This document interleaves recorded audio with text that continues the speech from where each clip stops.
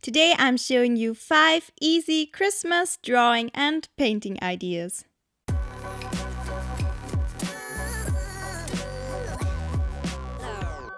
Hey guys, how are you doing?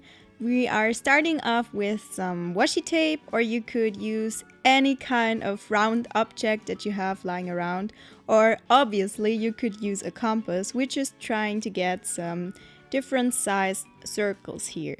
Let's pause for a second because I forgot to mention that this video is another collab with Windy Iris Art, who is doing the same theme, so make sure to stick around and watch her video afterwards.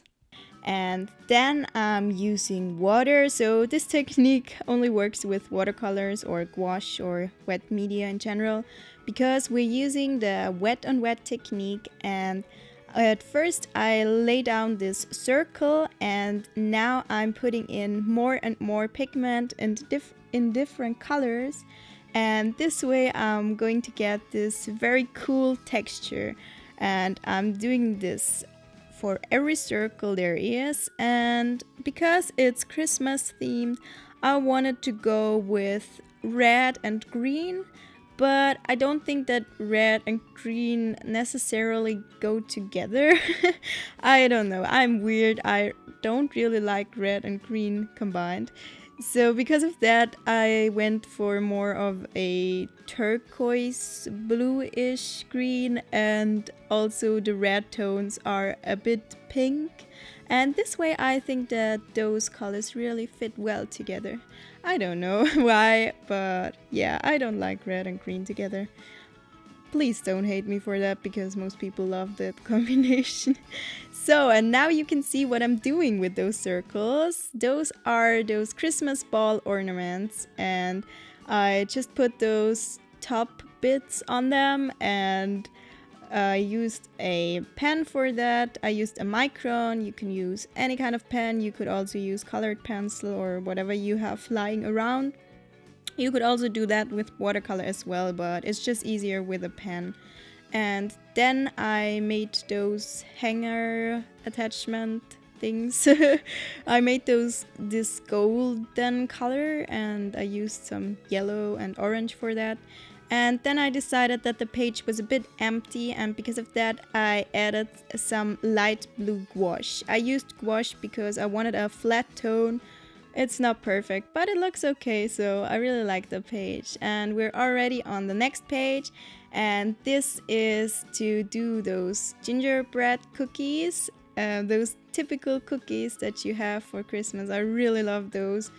And just put down very simple shapes. You could do anything. I even did some circles and some stars, and it doesn't have to be complicated, so this is super easy. You don't have to do this one with watercolor. You could use any kind of art supply that you have lying around.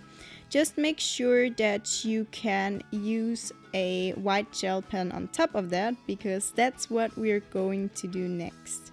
Here you see me adding the details in, and I use a white jelly roll. You have to go over the same lines a few times to really get the perfect line, but I like the jelly roll the most because I don't like the Signo pens. I don't know, but this is my favorite white gel pen.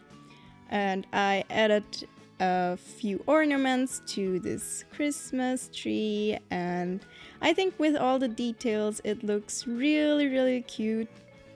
So this is a super simple and fun page. Those are the 2 pages that we already did, and I really love how those turned out, even though they are so easy. So they're just for anybody who loves to fill their sketchbook or just create art.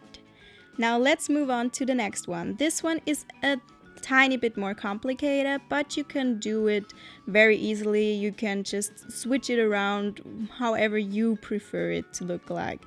It is a snow globe, and you can put everything in there. I just decided to put this little cute house in there with some trees around it and obviously some snow. And I decided to put some Christmas things on the bottom part. Wow, my vocabulary is wow, it's just gorgeous. I never know how to name things. But okay, I'm putting in some mountains here, and I already did the sketch off camera because it's just way easier, and I erase so many times, and sometimes I do it off camera. But I wanted to show you the line art because, yeah, it's part of the process, and it would look kind of strange if I would just color it in and the rest would be missing. So now I'm using markers. I'm using Copic markers and Winsor & Newton markers. I love those a lot. And I'm using the RENDR Sketchbook here, by the way. For the watercolor pieces, I used the MOLESKINE Watercolor Sketchbook, and this time I'm using the RENDR Sketchbook. That's, as far as I know, the only sketchbook that you can use for markers where they absolutely don't bleed through the next page. The next page is white, no marker, even with alcohol markers. That's a pretty big deal. So I absolutely love this sketchbook. It really has its pros and cons. Maybe I'm gonna do a video about it. But if you're using markers and you don't want them to bleed through, you kind of have to get this one because I don't think that there's any alternative. So besides markers, I'm also using colored pencils to throw in a bit of shading, and also because I really like the texture of colored pencils, because markers are so smooth, and when you combine them with the textured colored pencils, I really love that look. So that's the finished page. And on to the next one. This is another ornament, because you can never paint too many ornaments or draw too many ornaments. And this time I wanted to put some decoration around it, and yeah, I also added some lettering. I'm not the best at lettering. That's just my handwriting that I had as a kid with a bit more fancy-ish. I don't know, it's okay. And then I added this pattern to the ornament, and I think it looks really cool.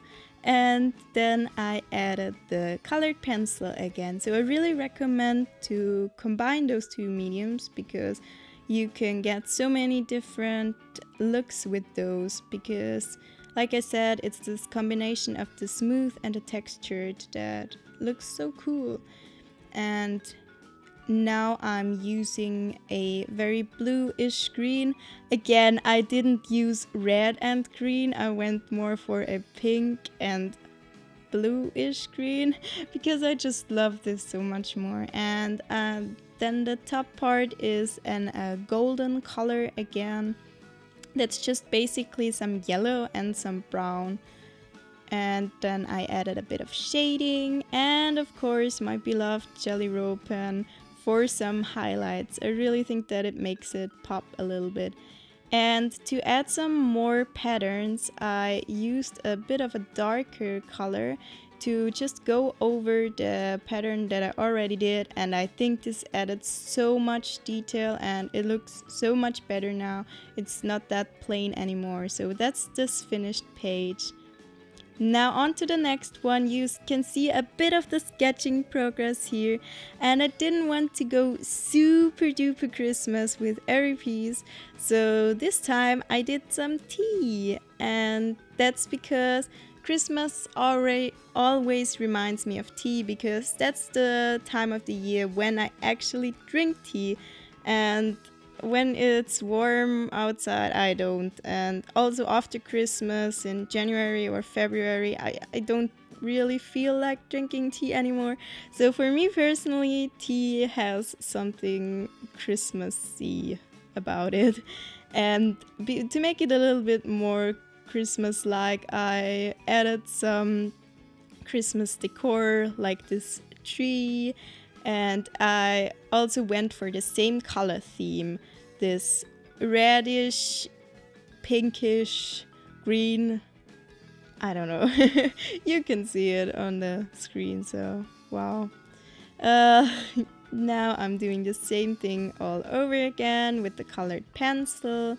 And I really like how this page turned out. It's so simple. All those pages are so simple, and you can simplify them even more if you're a beginner artist and you don't know how to draw a teapot. Then I really recommend going on Pinterest or just Google to find some pictures and to copy them, but they don't have to be perfect because look how wobbly mine look, and it's okay because those are more doodles than finished illustrations. So don't put too much pressure. Don't put too much pressure on yourself.